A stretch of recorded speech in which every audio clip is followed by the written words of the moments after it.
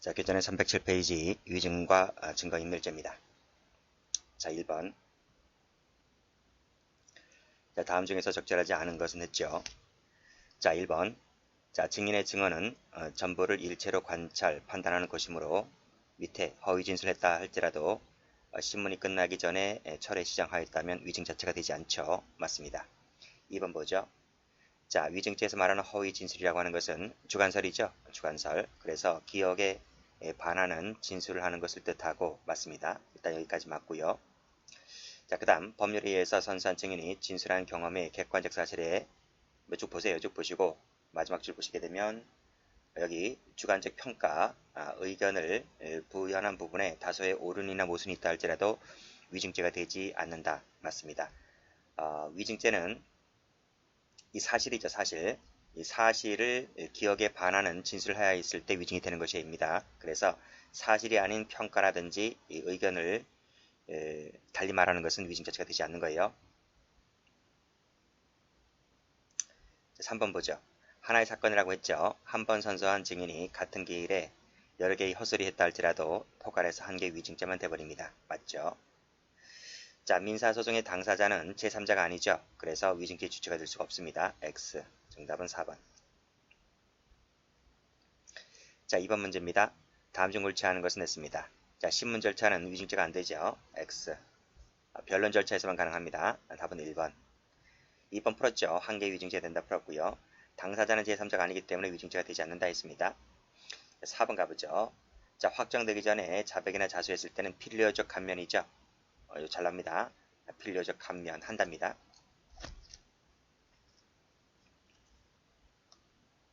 자, 308페이지입니다. 자, 3번 문제. 다음 중에서 옳지 않은 것은 그랬어요. 자, 진술의 내용은 반드시 이유증 사실에 대한 것으로서 판결에 영향을 미칠 수 있는 것임을 요하지 않는다. 맞죠? 추상적 연범이기 때문에 이유증 사실임을 요하지 않습니다. 자, 2번 가보죠. 타인을 교사하였다면 위죄의 교사가 되죠. 3번 보죠. 하나의 사건 아까 풀었죠? 각 진술마다 수개의 죄가 되는 것이 아니라 포괄해서 한 개의 위증죄가 된다 그랬습니다. 정답은 3번. 자, 4번 가보죠. 잘 알지 못하면서도 잘 아는 것처럼 얘기했다면 이것은 기억에 반하는 헛소리하는 것이기 때문에 위증죄가 될 수 있는 것이다. 맞습니다. 자, 4번 갑니다. 자, 타인으로부터 전해들은 금품 전달 사실을 마치 자신이 전달한 것처럼 얘기했다 그랬습니다. 위증죄가 되죠. 자, 3번 가보죠. 선사한 증인만이 주체가 되는 거죠. 이것을 진정신분범이라 합니다. 맞고. 자, 객관적 사실 일치했다 할지라도 기억에 반하는 것을 했을 때 위증이 되는 것이다. 이걸 뭐라고 합니까? 주관설이라고 하죠. 자, 4번 가보죠. 자, 반드시 판결에 영향을 미친 거에만 한정된다. 그렇진 않습니다. X. 그 얘기가 이제 3번에 나와 있었죠. 3번에 1번에서 말씀드린 바 있습니다. 자, 4번이 틀렸죠. 자, 문제 5번 가봅니다. 다음 중에서 적절한 것은 그랬어요. 1번. 자, 1년 또는 수의 기일에 걸쳐서 한 개의 증인신문 절차에서 허위의 진술을 하였다. 그랬어요. 그랬다고 한다면 이 자체가 바로 그 진술 철회가 된 시정된 바 없이 그대로 종료가 되었다고 한다면 이때 위증죄는 기수가 되어버리죠. 일단 끊으세요. 끊었어요? 자, 그 후라 그랬어요. 그 후라고 하는 것은 기수된 이후다. 그런 말입니다. 기수가 된 이후에 철회나 진술 시정한다 할지라도 위증죄는 이미 앞에서 기수가 되어버렸기 때문에 이것은 위증죄의 성립에 어떤 영향을 주는 것은 아니다 하는 겁니다. 그쵸? 이제 필요적 감면 부분만 남아있지 위증죄의 성립에는 영향이 없어요. 맞는 말이고 정답은 1번입니다. 자, 2번 가보죠. 자, 증언거부권을 고집받지 못했다. 동그라미 1번. 그래서 증언거부권을 행사하는 데 있어서 사실상 장애가 초래가 되었다는 거예요. 동그라미 2번. 그랬을 때는 위증죄를 부인하는 것이 판례가 됩니다. 위증죄가 된다. X. 자, 위증죄는 국가적 법익이죠. 그래서 징계사건이라고 하는 것은 국가적 법익에 해당되는 국가의 징계사건만 되는 겁니다. 사인까지는 포함되지 않는 거죠. X. 타인을 교사했다고 한다면 교사범이 된다 그랬습니다. 안 된다. X. 자, 6번 가보죠. 다음 중에서 옳은 것은 그랬어요. 자, 공동피고 나왔네요. 자, 민사사건에서 피고인이 의제자박에 따라서 분리가 되었다. 그래서 기억에 반하는 헛소리를 했다 했을 때 위증이 되는 것이다. 맞죠? 그쵸?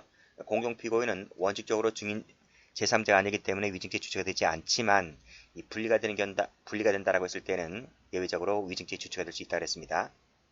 맞는 말이니까 동그라미. 2번 가보죠.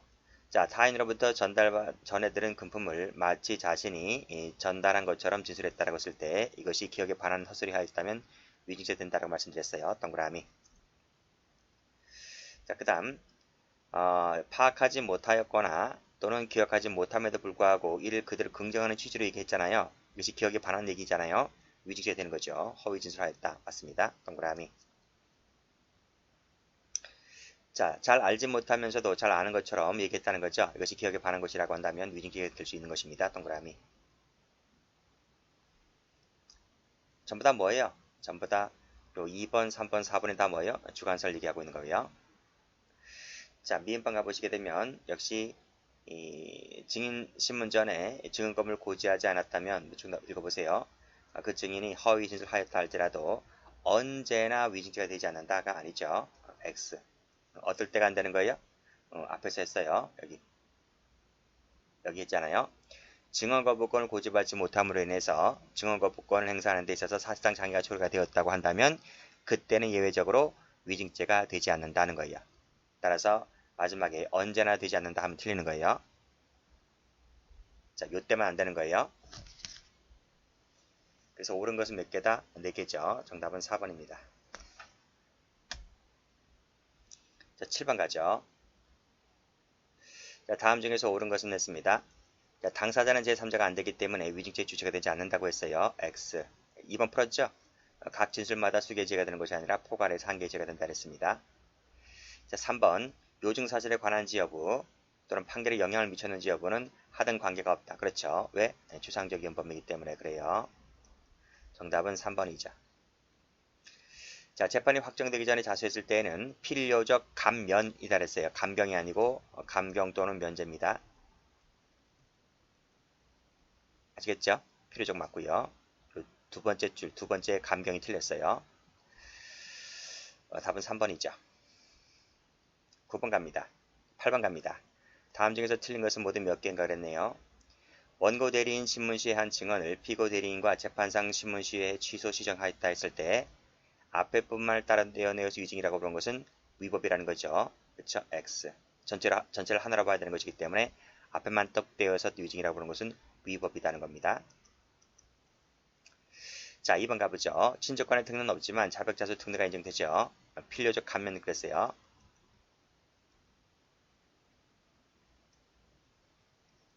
동그라미죠. 한 번 선서했고 깎아했죠. 포괄해서 한 개 위증죄가 되는 것이다. 맞습니다. 동그라미.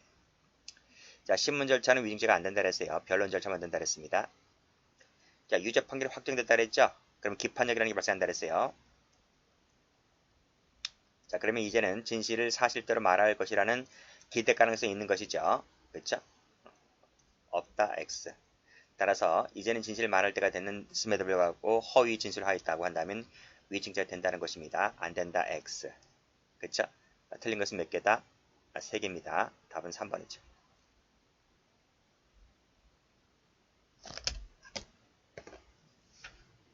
자, 9번을 갑니다. 자, 다음 중에서 옳은 것은 모두 몇 개인가 했네요. 자, 1번 가볼게요. 증거 위조죄에서 위조라고 하는 것은 쭉 읽어보세요. 쭉 읽어보시면 일체 자료를 말한다. 맞죠? 따라서 일체 자료를 말하는 것이기 때문에 불리하건 유리하건 가치 유무 정도를 가리지 않습니다. 맞고 동그라미네요. 2번 가보죠. 위조라고 하는 것은 문서죄와 다르죠? 문서죄의 위조하는 개념은 달리 그랬습니다. 문서죄는 어떻게 봤습니까? 유형 위조, 무형 위조 이렇게 나눠봤잖아요. 근데 여기서 말하는 것은 그런 것이 아니고 새로운 증거의 창조를 말합니다. 따라서 존재하지 아니한 증거를 마치 존재하는 것처럼 작출하였다고 했을 때 위조가 될 수 있다는 것입니다. 맞죠? 동그라미. 자, 그 다음 것도 맞고요. 그래서 작성 권한이 있든 내용의 진실 여부는 따지지 않는다. 왜? 유형 위조, 무형 위조 가리지 않기 때문에 그래요. 자, 디귿번 가보죠. 위증죄는 주관설리라고 했죠? 기억에 반하는 것이면 됩니다. 객관적으로 부합한다 할지라도 위증죄는 성립한다. 왜? 주관설. 필기하세요. 동그라미죠. 4번 가볼까요? 자, 마치 현장을 목격하지도 못한 사람을 하여금 법정에서 마치 목격한 것인 양 허위 증언을 하도록 하였다고 했을 때 증거 위조죄가 될 수 있습니까? 위조죄가 될 수가 없다. 왜요?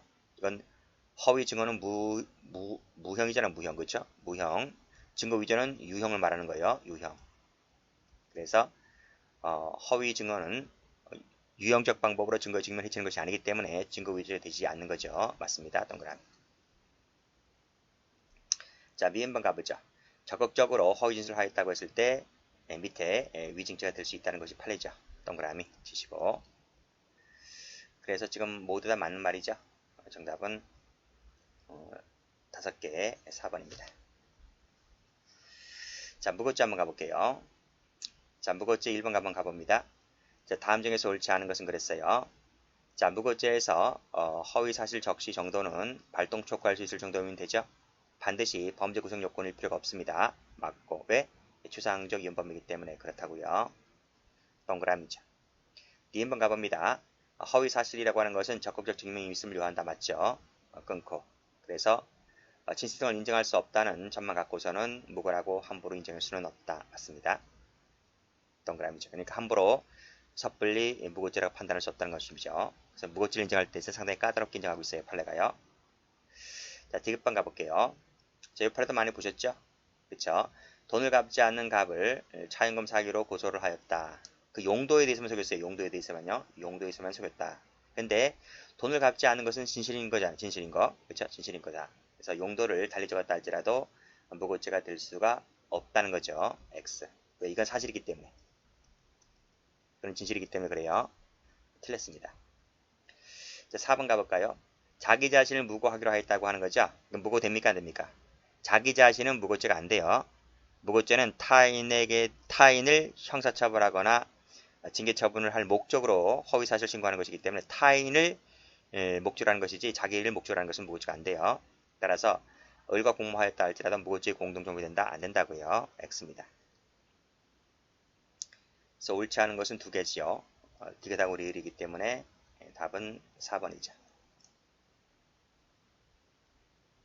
자, 문제 2번 가볼까요? 자, 다음 중에서 적절한 것은 그랬습니다. 자, 유죄 판결이 확정됐다고 아까 했죠? 그럼 기판력이 발생한다 그랬습니다. 자, 이제는 진실대로 말할 필요가 있다. 기대 가능성이 있기 때문에 없다 했다고 했으니까 틀렸네요. 진실 말할 것을 기대할 수 있는데 허위로 얘기했기 때문에 위증이 된다는 것입니다. 안 된다. X. 자, 2번 가보죠. 자, 별도의 증인신문 채택 절차를 거쳐서 다시 신문 받는 과정에서 종전 절차에서 한 허위 진술을 철례 지정했다 하더라도 위증이 되지 않는 거죠. 이거 맞죠? 아까 풀었죠? 자, 여기서 해설 한번 가볼게요. 해설 한번 가보시면 해설 519페이지 한번 가보세요. 519페이지 가보시면 여기 보세요. 자, 일단 기억에 반하는 진술을 했다고 한다면 위증죄는 기수가 된다니까요.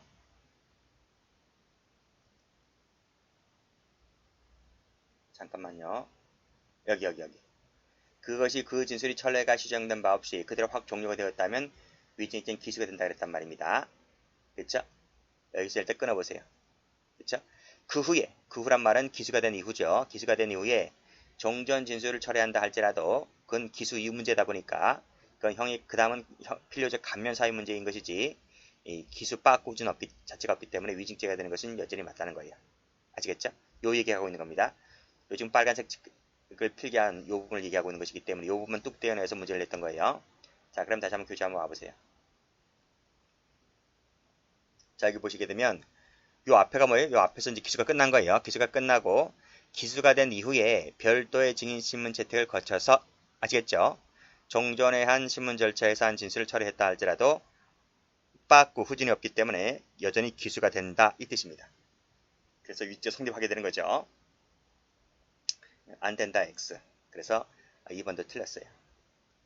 자, 3번 가보죠.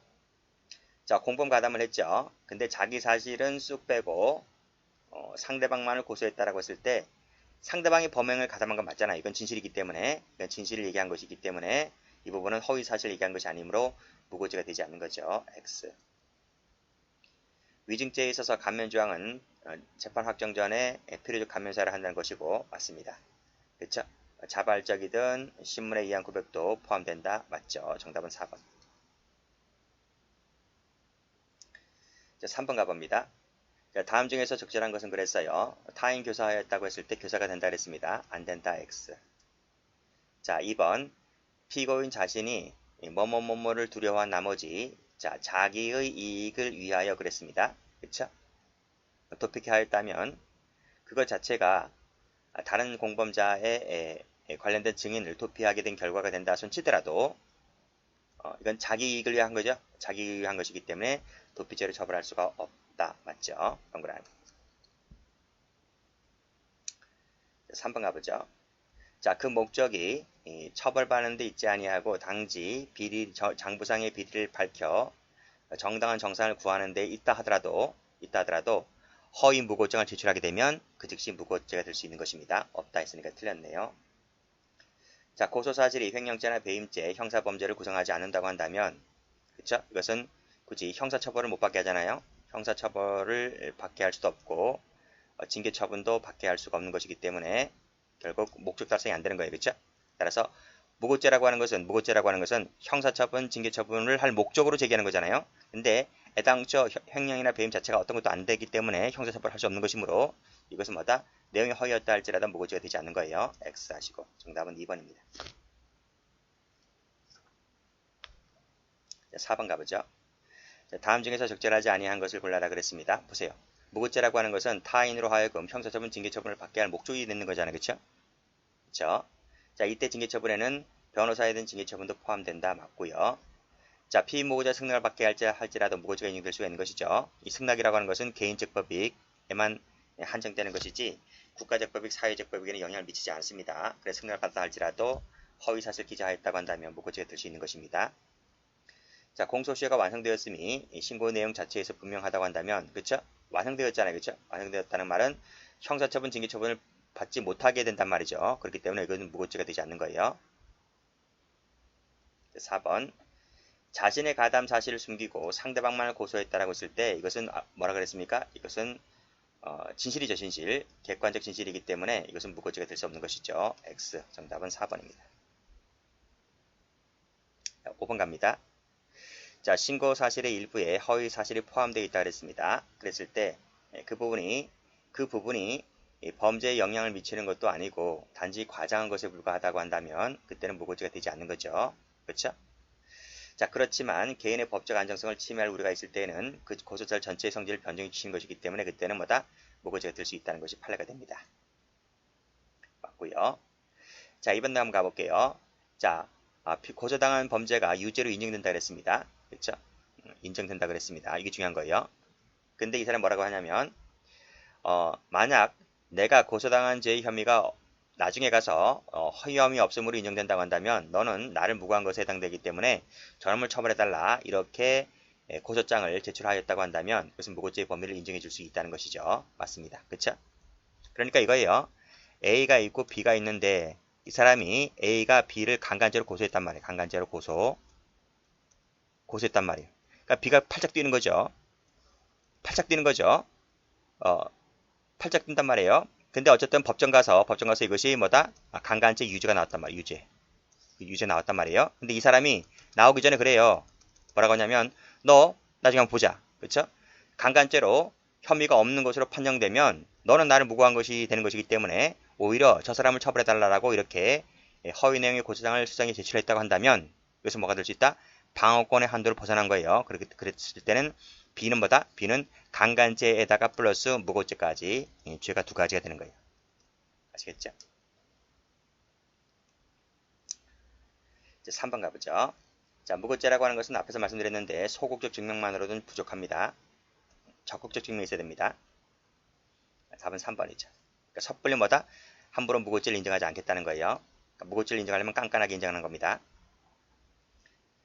자, 4번 가볼까요? 변호사에 대한 징계처분은 징계처분에 포함되는 거죠.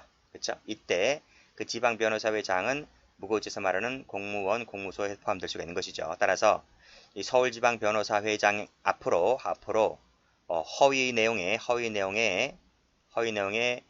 무고죄가 제출하게 되면 그것도 무고죄가 될 수 있다는 것이 아시겠죠? 정답은 3번입니다. 자, 여기까지 하겠습니다.